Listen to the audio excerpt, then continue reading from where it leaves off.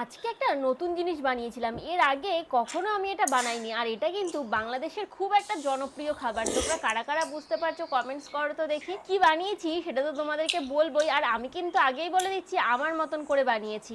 তাই কেউ কমেন্টস করো না কেমন হয়েছে। তোমরা যদি জেনে থাকো কিভাবে রান্না করে সেটা আমাকে জানিও, আমি পরের বার ওভাবেই রান্না করব। কড়াইতে তেল দিয়ে এবারে দেখো আলুগুলোকে একদম লাল লাল করে ভেজে তুলে রাখছি। আমি কিন্তু আলু খুব একটা ভেজে তুলে রাখি না, তবে এটা যেহেতু একটু অন্য ধরনের রান্না তাই আমি আলুটাকে ভেজেই তুলে নিলাম। তারপরে কড়াইতে ওই তেলের মধ্যে দিয়ে দিলাম বেশি করে একটু পেঁয়াজ কুচি, দিয়ে পেঁয়াজটাকে ভালোভাবে ভেজে নিচ্ছি। আর বড় বড় আমি 3টে মোরগের লেগ পিস নিয়ে এসেছিলাম, এই দেখো চিকেনের ঠ্যাং, এগুলোকে আমি এখানে দিয়ে দিচ্ছি।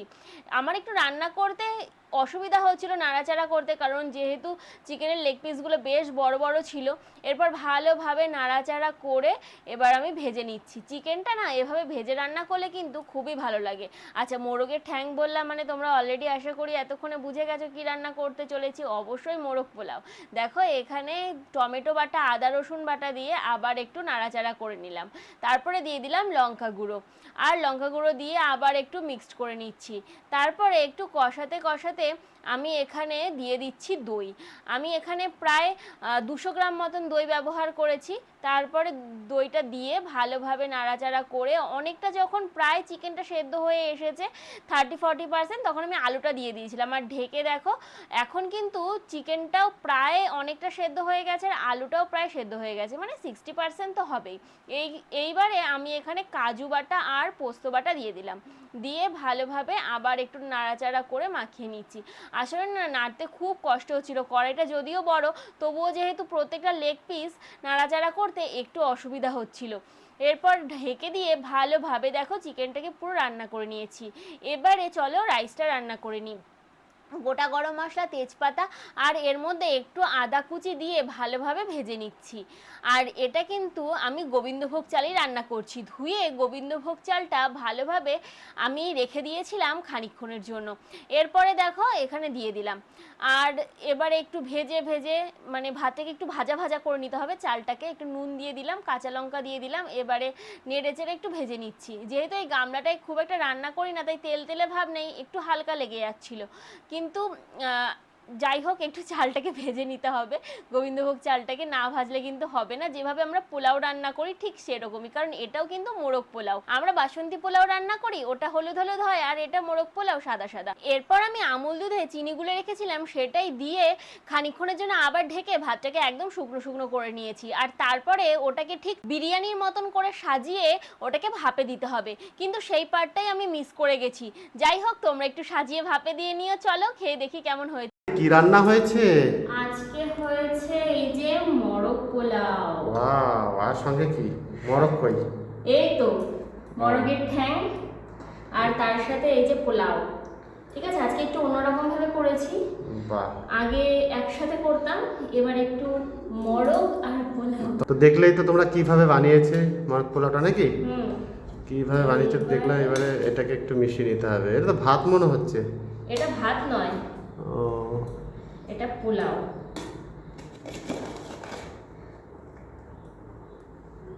তো এই ঢালা হয়ে যাচ্ছে মোরগ পোলাও। পোলাও নেওয়া হয়ে গেল, আর এই যে মোরগ পোলাওর সঙ্গে ডিম আর সঙ্গে চিকেন নাকি? হ্যাঁ। ওয়াও, কত বড়, এত বড় লেগ পিসটা খাবে একা?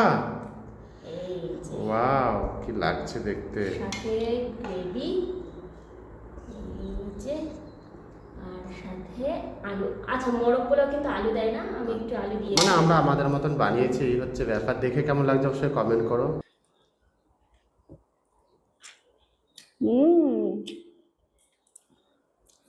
ফাটাফাটি। একটু আলু দিয়ে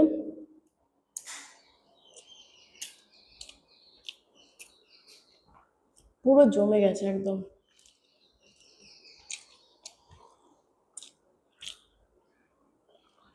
ইয়া বড় লেগ পিস।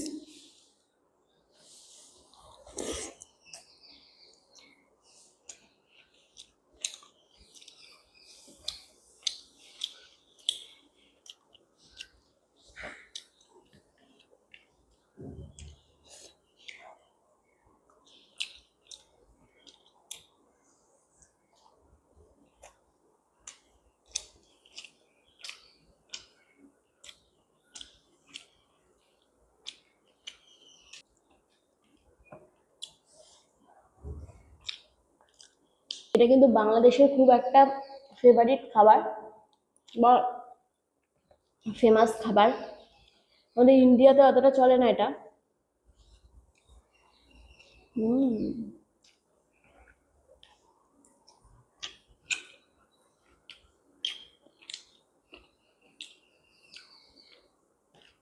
তোমরা যারা বাংলাদেশ থেকে দেখছো অবশ্যই কিন্তু কমেন্টস করো যে কেমন হয়েছে আমার রান্নাটা।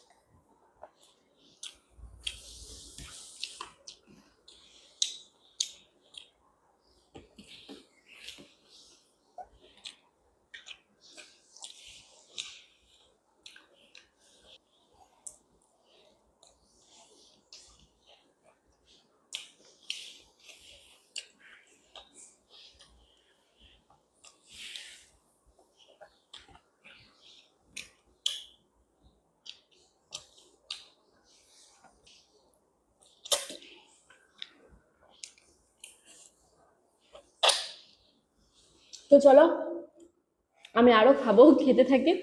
তো এখানে শেষ করছি। আর তোমরা কিভাবে রান্না করো বাংলাদেশ থেকে যারা ভিডিওটা দেখছো অবশ্যই কিন্তু জানিও। তো আজকে টাটা।